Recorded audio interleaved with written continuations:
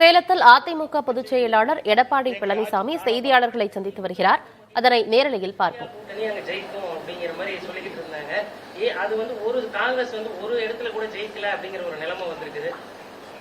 India கூட்டணிக்கு மக்கள் சமிட்டி கொடுத்திருக்காங்க பார்க்கணும். இந்தியா கூட்டணியில் ஒற்றுமை கிடையாது. எல்லாமே அதிகாரம் நிறைந்தவர்களாக இருக்கின்ற காரணத்தில் விட்டுக் கொடுக்கின்ற மனப்பான்மை இல்லாத காரணத்தினால மக்கள் மீது அக்கறை இல்லாமல் நாடாளுமன்ற தேர்தல் வெற்றி பெற்ற என்ற ஒரு மமதியில் இந்தியா கூட்டணி இருக்குதா இல்லையாங்கிறதே சந்தேகமா இருக்குது. இப்போ இந்த தேர்தல் மூலமா இன்னைக்கு அந்த தேர்தலில் காங்கிரஸ் கட்சி வாங்கிய ஓட்டுகளை பார்க்கின்ற பொழுது மிக மிக ஒரு மோசமான நிலைக்கு காங்கிரஸ் தள்ளப்பட்டிருக்கின்றது. இன்னைக்கு இங்க இருக்கிறவங்க தான் இந்தியா கூட்டணி தூக்கி பிடிச்சிட்டு இருக்கிறாங்க. மற்ற மாநிலத்தில் இருக்கிறவங்க எல்லாம் நாடாளுமன்ற தேர்தலுக்கு தான் அது பொருந்துட்டாங்க. மேற்கு வங்க முதலமைச்சராகட்டும், இன்றைக்கு அந்த இந்தியா கூட்டணியில் அங்கம் வைக்கின்ற கட்சிகள்லாம் நாடாளுமன்றத்துக்கு தான் இது பொருந்தும், சட்டமன்றத்துக்கு பொருந்தாதுன்னு சொல்லிட்டாங்க. அப்படின்னா அந்த இந்தியா கூட்டணி எப்படி ஒற்றுமையா இருந்து செயல்பட்டு அது வெற்றி பெற முடியும்? அதனால அந்த வாய்ப்பே இந்தியா கூட்டணிக்கு இனி அந்த வாய்ப்பு இல்லை என்று நான் நம்புகிறேன். அது எங்க வெற்றி? அதான் அவையில யாருமே களத்தில் இல்லையா? இது வெற்றி இல்லையா? போலி வெற்றி. அந்த போலி வெற்றி கூட அங்க இருக்கிற வாக்காளர் ஓட்டுகள் இவையில திமுக போட்டாங்க. எங்க கட்சி நிர்வாகிகள் ஓட்ட பல ஓட்ட அவையில போட்டாங்க. ஓட்டு போட போகல. கடைசியில் பார்த்தா எங்களுடைய முக்கிய பொறுப்பாளர் ஓட்டைய திமுக பதிவு செஞ்சிருக்கிறாங்க. ஆக கள்ள ஓட்டின் மூலமாக அதிக வாக்குகளை பெற்று நாங்கள் அதிக வாக்குகள் வித்தியாசத்தில் வெற்றி பெற்றோம் என்று மம்மதியில் இருக்கிறாங்க. 2026 அதே சட்டமன்ற தொகுதியில் என்ன நிலைமை ஏற்படும் என்பதை அந்த காலகட்டத்தில் நாங்கள் சொல்றோம். 2026 அதிமுக ஒரு பலமான கூட்டணி நிச்சயமாக பலமான கூட்டணி அமையும். அது தேர்தலுக்கு இன்னும் 13 மாசம் இருக்குது. ஏங்க இப்ப எப்படி தேர்தல் சொல்ல முடியும்? 5ல் 1 பாகம் இருக்குதுங்க. 5 ஆண்டு என்று சொன்னால் இன்னும் 1 ஆண்டுக்கு மேல இருக்குது. மார்ச் மாசம் தான் அறிவிப்பாங்க. பிப்ரவரி மாசம் தானே 13 மாத காலம் தேர்தலுக்கே இருக்குது. தேர்தல் நேரத்தில் நல்ல வலிமையான கூட்டணி அமையும். கவலைப்பட வேண்டியதே இல்லை. எப்படி வெளியில் சார், அதாவது நாங்க எங்களை பொறுத்த வரைக்கும் பலமான கூட்டணி அமையும். உங்களை எல்லாம் அழைத்து நிச்சயமாக தெரிவிப்போம்.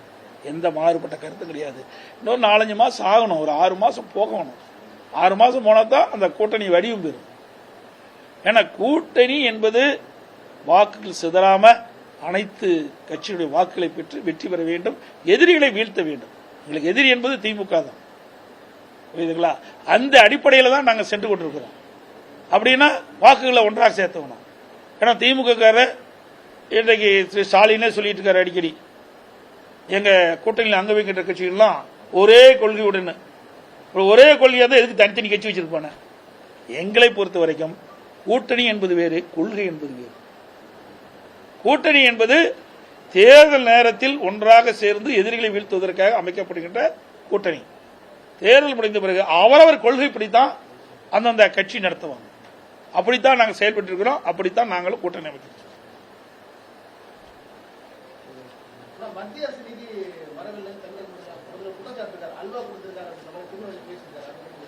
இவர் போய் தமிழ்நாட்டுக்கு அல்வா கொடுத்துட்டு இருக்காரு. போய் திருநெல்வேலி போய் அல்வா சாப்பிட்டா தமிழ்நாட்டு மக்களுக்கு அல்வா கொடுத்துட்டார். 525 அறிவிப்புகள் வெளியிட்டீங்க. சாதாரண அல்வா இல்ல, பெரிய அல்வாவா கிண்டி கொடுத்துட்டு போயிட்டார். 525 அறிவிப்புகளை கொடுத்து எவ்வளவு அறிவிப்பை நிறைவேற்றிருக்காரு சொல்லுங்க பார்க்கலாம். நீங்களே, நான் பல முறை சட்டமன்றத்திலும் பேசிட்டேன், இந்த மாதிரி ஊடகத்திலையும் பத்திரிகைகள் வாயிலாக என்னுடைய கருத்து சொல்லியிருக்கிறோம். ஒரு 15% அறிவிப்பு தான் நிறைவேற்றிருக்காங்க. முக்கியமான அறிவிப்பு, இன்றைக்கு மாணவர்களுக்கு வாங்கிய கல்வி கடன் வங்கியில் ரத்து செய்யினாங்க, செஞ்சாங்களா? இன்றைக்கு 100 நாள் வேலை திட்டத்தை 150 நாளாக உயர்த்தப்படும், உயர்த்தல. அவருடைய சம்பளத்தை உயர்த்தப்படும், அதுவும் உயர்த்தல. கேஸ் மானியம் 100 ரூபாய் கொடுக்கறாங்க, இது வரைக்கும் கொடுக்கல. ரேஷன் கடையில் சக்கரை 1 கிலோ 2 கிலோ ஆக்குனாங்க, அதுவும் கொடுக்கல. கரும்புக்கு ஒரு மெட்ரிக் டன் கரும்புக்கு 4000 ரூபாய் கொடுக்கறாங்க விவசாயிகளுக்கு. குறைந்தபட்ச ஆதார விலை 4000 ரூபாய் கொடுக்கறாங்க, கொடுக்கல. நெல்லுக்கு ஒரு குவிண்டாலுக்கு ஆதார விலை 2500 ரூபாய் கொடுக்கறாங்க, கொடுக்கல. இப்படி பல திட்டங்கள் இந்த ஆட்சியில் நிறைவேற்றப்படவே இல்லை. நிறைய இருக்குது இது மாதிரி, எதுவுமே நிறைவேற்றல. எல்லாம் போலி அறிவிப்பு. ஏன்னா கோட் ஷூட் போட்டுக்கிறாரு, போட்டோ ஷூட் கொடுக்குறாரு. நீங்களும் அழகா உங்களுக்கு ஊடகத்திலையும் பத்திரிகை வெளிப்படுத்துறீங்க. இதுதான் கால ஓடிட்டு இருக்குது. நான் ஏற்கனவே சட்டமன்றத்தில் தெளிவா பேசினேன். இங்கேயும் நான் உங்களுக்கு முன்னால தெளிவா பேட்டி கொடுத்தேன். திராவிட முன்னேற்ற கழக ஆட்சிக்கு வந்தவுடன் கடன் கட்டுப்படுத்தப்படும், கடன் படிப்படியாக குறைக்கப்படும், அதற்கு நிதி மேலாண்மை குழு அமைக்கப்படும், அதில் நிபுணர்களும் அடங்குவார்கள். குழு அமைச்சீங்க, நிபுணர் இடம்பெற செஞ்சீங்க. அப்புறம் எதுக்கு 3,53,000 கோடி கடன் வாங்கினீங்க? இன்னைக்கு 2020-21 அனைத்து இந்திய அண்ணா திராவிட முன்னேற்ற கழக ஆட்சி இருக்கும்போது வந்த வருவாய் விட திமுக ஆட்சியில் 2024-25 1,10,000 கோடி கூடுதலா வருமானம் வருது. அப்படி கூடுதலா வருமானம் வருகின்ற பொழுது என்ன பெரிய திட்டத்தை கொண்டாந்துருக்கீங்க? எதுவுமே கொண்டாடல. கேட்டா நாங்க சட்டமன்றத்தில் நான் பேசும்போது நிதியமைச்சர் எதிர்த்து சொன்னாரு, ஏன் நாங்க மகளிருக்கு 1000 உரிமை தொகை, சரி 1000 உரிமை தொகை கொடுக்குறேன், 17,000 கோடி. மீதி பணம் எங்க போச்சு?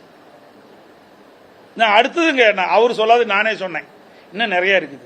அகவலப்படி ஒரு 10,000 கோடி, மின்சார மானி ஒரு 10,000 கோடி, வட்டி 48,000 கோடி எடுத்துங்க. நாங்களும் வட்டி கட்டணும், ஆனா வட்டி கட்டணும் எல்லாம் எடுத்தா கூட 18,000 கோடி மீதி இருக்குது. என்ன செலவு செஞ்சீங்க? என்ன திட்டத்தை கொண்டாந்தீங்க? அப்புறம் 3,53,000 கோடிக்கு என்ன திட்டத்தை கொண்டாந்து நிறைவேற்றிருக்கிறீங்க? கடன் வாங்க வேண்டிய அவசியம் என்ன? இன்னைக்கு அரசு ஊழியர்களுக்கு அவர்கள் ஆட்சிக்கு வந்த உடனே பழைய ஓய்வு திட்டத்தை நாங்கள் நடைமுறைப்படுத்தும் சொன்னாங்க. பல போராட்டம் நடத்திட்டாங்க. 4 ஆண்டு உருண்டை ஓடி போயிட்டு 1 ஆண்டு தான் இருக்குது. அரசு ஊழியர்கள் வாக்குகளை பெறுவதற்கு எவ்வளவோ பொய்களை பேசி இன்றைக்கு அறிவிச்சு வாக்குகளை வாங்கின பிறகு அப்படியே அவருடைய 2021 திராவிட முன்னேற்ற கழகத்துடைய தேர்தல் அறிக்கையில காற்றில் பறக்க விட்டுட்டார்.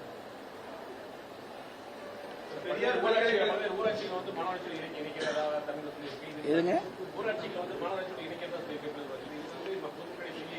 ஆமா, அதிமுக சார்பு நாங்கள் எதிர்ப்பு கொடுத்துட்டு தான் இருக்கிறோம். அங்க இருக்கிற மக்களுடைய உணர்வுகளை புரிந்து மக்களை கலந்து ஆலோசித்து அந்தந்த ஊராட்சியில் உள்ள மக்களை கலந்து ஆலோசித்து அந்த மாநகராட்சியோட அல்லது நகராட்சியோட பேரூராட்சி இணைக்க வேண்டும். அதுதான் முறை. பெரியார் பல்கலைக்கழகத்தில் PhD படிப்புக்கான கால அட்டவணையில் புதிய கல்விக் கொள்கையை திணிப்பு மாதிரி ஒரு 4 ஆண்டுகள் கல்வி குறிப்பிட்டிருக்காங்க. 4 ஆண்டுகள் அதிகரிச்சிருக்காங்க. அதாவது புதிய கல்விக் கொள்கை மத்திய அரசு கொண்டாந்தாலும் கல்வியாளர்களை கலந்து ஆலோசித்து இதை அறிவித்தால் அனைவரும் ஏற்றுக்கொள்ளக்கூடியதாக இருக்கணும். ஏன்னா மத்திய அரசு ஒரு மாதிரி இருக்குது, மாநில அரசு ஒரு மாதிரி இருக்குது. ஆக மாநில அரசு மத்திய அரசோடு இணைஞ்சு போறதில்ல, மத்திய அரசு மாநில அரசோடு இணைஞ்சு போறதில்ல. அதனாலதான் இப்படிப்பட்ட பிரச்சனை வருது. ஆகவே இன்றைக்கு மத்திய அரசாகட்டும் மாநில அரசாகட்டும் கல்வியாளர்களை கலந்து ஆலோசித்து ஒரு முடிவு எடுத்தா அனைவருக்கும் உபயோகமா இருக்கும். ஏன்னா கல்வி என்பது மிக மிக முக்கியமானது. இந்தியா கூட்டணியில் ஒற்றுமை இல்லை. திமுக தேர்தல் வாக்குறுதிகளை நிறைவேற்றாமல் போலி அறிவிப்புகளை வெளியிடுகிறது. 2023 பலமான கூட்டணியை அதிமுக அமைக்கும் என செய்தியாளர்கள் சந்திப்பின் போது எடப்பாடி பழனிசாமி பேசியிருக்கிறார்.